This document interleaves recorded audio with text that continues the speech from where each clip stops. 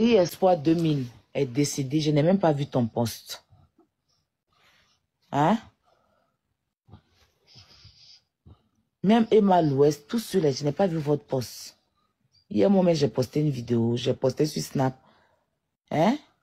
Valérie, là, il a baissé. Il a trop soulevé le pays. Hein? Quand des icônes comme ça partent là, vous êtes nos personnalités publiques là. Faites au moins des petits postes. Hein? Vous voyez un peu? C'est tout ça là, il peut dire que, ah, vous aussi. Toi, tu es une go de Zouglou, tu es une go de Zouglou, tu es une go de Yop. Bon, c'est pas maintenant, tu es venu, tu es fait coach à mon tu es dans Caviar. Sinon, tu es une go de Zouglou. Quand tu as commencé tes trucs, c'est Zouglou.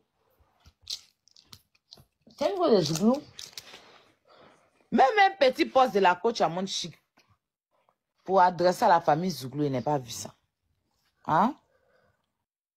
La coach, pour redevenir comme tu étais là, parce que ça, c'est des choses que tu faisais avant. C'est ce qui a fait que tout le monde s'est approché de toi. C'est des choses que tu faisais avant. Mais si tu n'as pas à le faire tout le temps, parce que maintenant tu es très, très occupé. Tu allais faire, tu allais, comment on appelle ça? Tu allais à, comment on appelle? Dans le pays d'Antala, là. Pour aller faire ton truc là-bas. Tu as vu comment c'est pas, ça n'a pas pris la toile. C'est pas toi et puis tes caviars seulement qui peuvent créer quelque chose. Nous autres, là, quand on parle, là, ça part. Parce que tes caviars, eux, restent dans ton live. Après ton live, là, ils font pas des choses que tu veux. Peut-être s'ils ont trop fait des redivisions de tes lives. Tu vois, je n'ai pas dit qu'ils sont bien, ils sont solidaires, ils sont fidèles. Moi, je les aime parce qu'ils partagent tes lives, ils tapotent. Mais ils se limitent à là. Pourtant, toi, tu as besoin que quand tu fais un événement, là, ça soit relayé partout. Que nous autres, on parle de ça. Mais tu as vu que même ton truc, tu allais faire. Avant, là, quand tu t'en vas dans les pays, là, pour aller faire des castings, là, tu vois pas comment ça mousse. Tu vois pas comment on parle de ça partout dans le monde. Vous nous sous-estimez. Vous nous sous-estimez. Hein? Hein, la coach? Faut revenir dans les meilleurs, dans les bons sentiments. Voilà. Il n'y a pas quelqu'un qui peut te soulever que la Côte d'Ivoire. Est-ce que Djenemba la mère l'a partagé? Djenemba Djaba de Bordeaux, est-ce qu'elle l'a partagé? Moi qui l'a suivi sur Facebook, est-ce qu'elle l'a partagé? Elle a fait challenge dessus, non? Mais elle l'a partagé. La coach.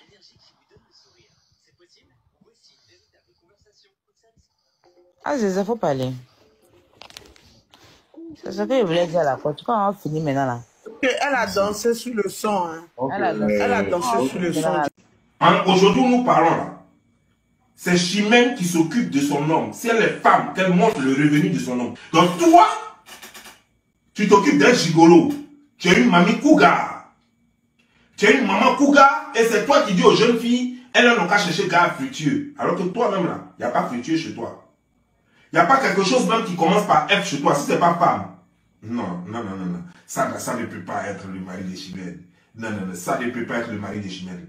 Le mari de Chimène, c'est pas un Yougos. Il ne peut pas être le président de la Yougoslavie. Est-ce que vous savez d'abord ce que ça veut dire être un vigile? Vous connaissez le vigile? Un vigile, c'est un vigilant. Quand on dit un vigilant, ça veut dire que celui qui est là, qui regarde, quand il y a quelque chose qui ne va pas, et puis il dit. Quand vous allez à Burlington ici, vous allez trouver des vigiles là-bas, dans les rayons, qui sont en train de se promener pour ne pas que les gens volent les marchandises. Quand vous allez à Walmart, vous allez trouver des vigiles là-bas. Voilà. Et ceux-là, leur salaire ne dépasse pas 13 $ l'heure, ici aux États-Unis. Le mari de Chimène ne peut pas faire ce travail.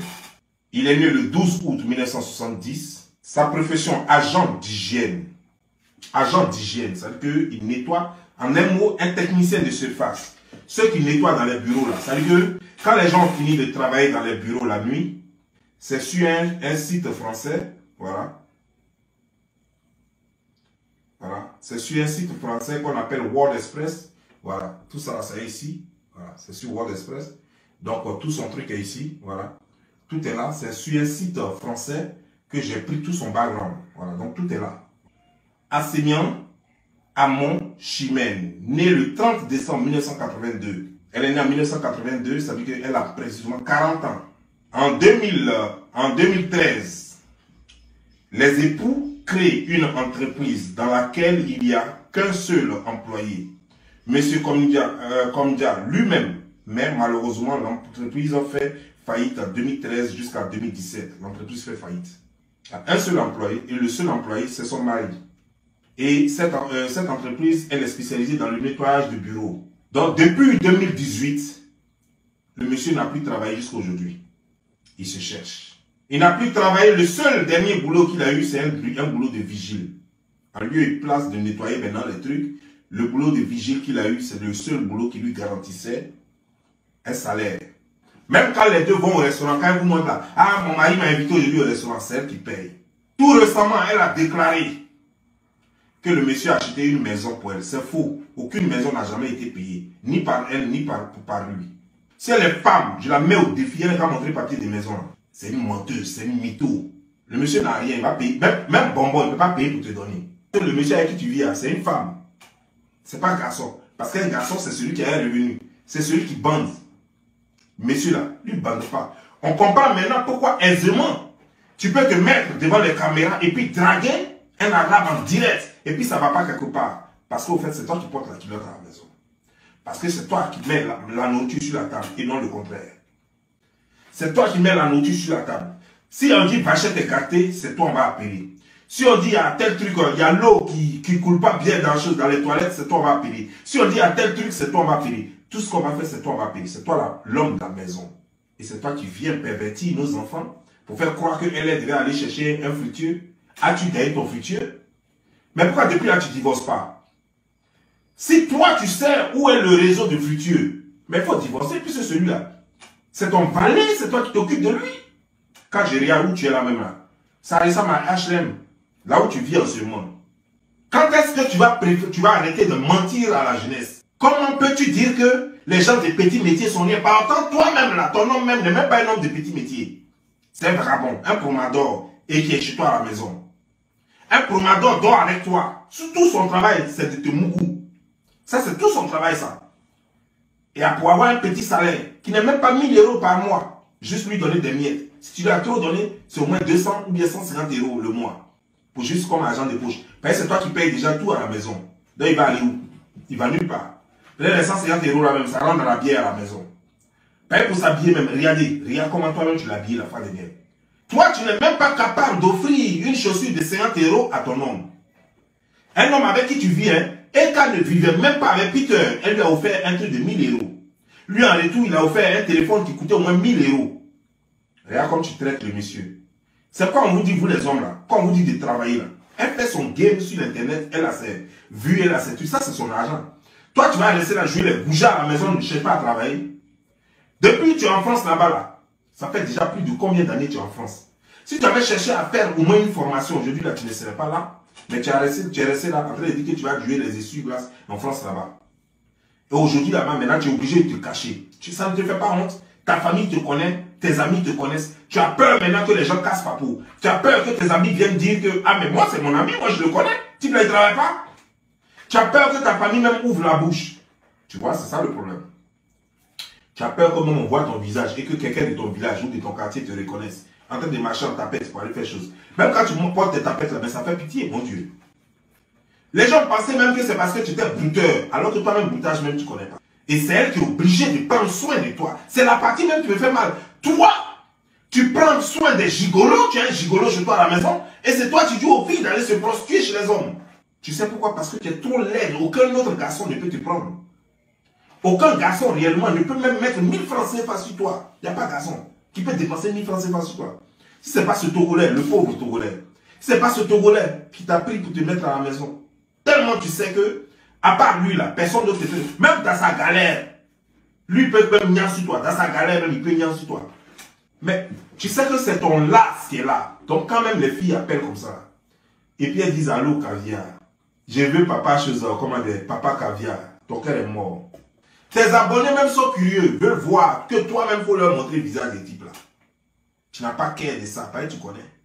Maintenant tu les insultes, tu as commencé à insulter tes propres abonnés maintenant. est-ce que c'est un clash entre toi et tes abonnés maintenant?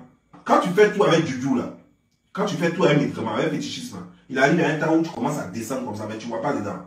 Tu ne vois même pas dedans, tu commences à descendre en flèche, le temps arrivé. Eloge First Magazine a publié sur sa page ton post que tu as fait là où tu dis là, tu demandes pardon à chose, comment dire, à ton mari. Parce qu'on les insulte sur les réseaux sociaux. La partie m'a trop fait rire. Mais je n'ai même pas eu le temps de finir de mon rire. Quand j'ai commencé à lire les commentaires, j'étais dépassé. Les gens commençaient à t'allumer.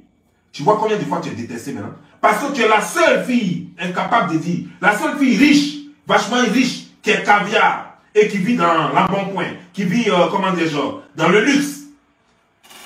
Mais qui est incapable de dire où travaille son mari, ce qu'il fait, combien il gagne et qui il est. Tu ne dis même pas qui il est. Tu ne dis même pas le diplôme qu'il a ou le savoir-faire qu'il a. Tu ne parles même pas de tout ça. Mais tu veux que le monde retienne que non, il est fructueux, qu'il est caviar. Mais je vais te dire une chose. Chien même mange caviar. Connaître le nom de caviar ne fait pas de Sven, le sans-emploi, le promador. Ça ne fait pas de lui un caviar.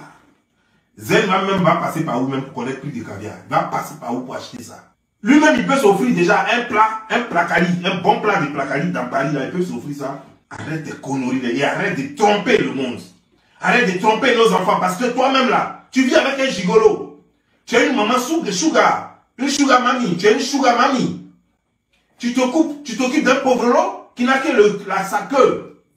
Quand on voit ton mec être habillé, on sent que c'est un voyou. Un gars dont le pantalon même descend comme ça. Avec les pieds, on dirait des parenthèses. Et ces pieds sont comme ça. On dirait pièges d'abouti. Et c'est toi qui viens là, tu vas manquer du respect à nos enfants, à nos soeurs, à nos cousines, à nos nièces, à nos soeurs, à nos mamans. Tu vas leur manquer de respect disant que toi, ta vie est mieux que la vie de toutes ces braves femmes qui travaillent nuit et jour pour faire tourner cette société-là. Quelle est ta formation dans ta vie? Tu as quelle formation? Aucune formation. Tu ne sais rien faire. Tu dis père piscasse. Mais tu es père piscasse. Tu es père piscasse. Tu es père piscasse. Tu as vu ça où?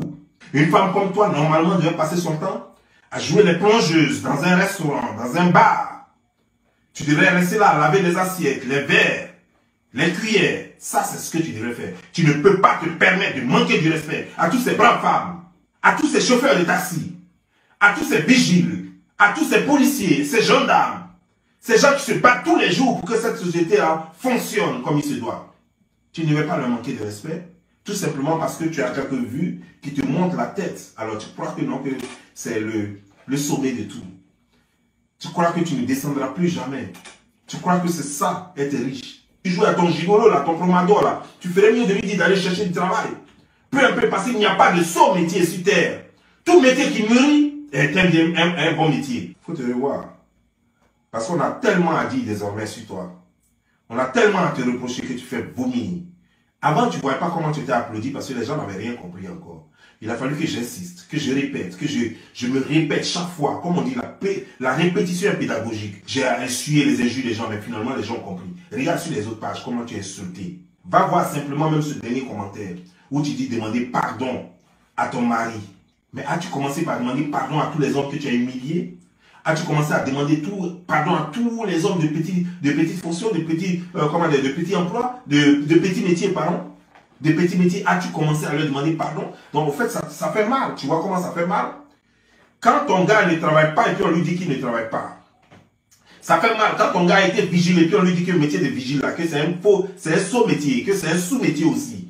Tu vois comment ça fait mal? C'est la même façon quand tu dis à un chauffeur de taxi qu'il faudrait que celui-là perde son enfant tout simplement parce qu'il est chauffeur de taxi. Comme c'était un crime d'être un chauffeur de taxi.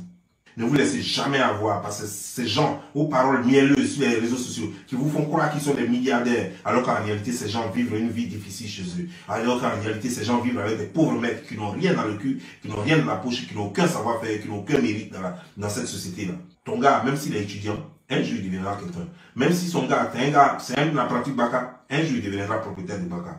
Ne te décourage pas.